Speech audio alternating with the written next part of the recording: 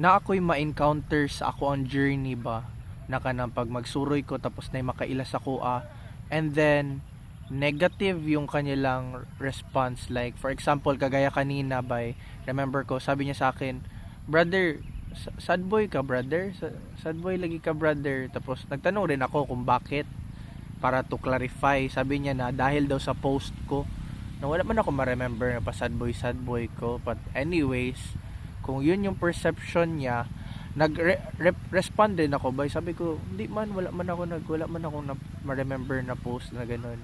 So authentically gitry ko rin i-respond yun, but at the same time parang react ako nun by kay feeling ko pag yung mga tao nagasabi ng ganyan, sa kanila yung thought, tapos ginatry nila i-reflect sa ibang tao.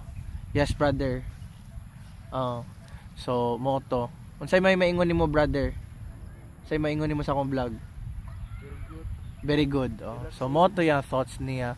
So para sa tong ganina murag feeling nako dili man murag siya tong thoughts by, tapos ginatry nila i-reflect sa ilang gawas, tapos sorry ka dili ko ingato. Bless and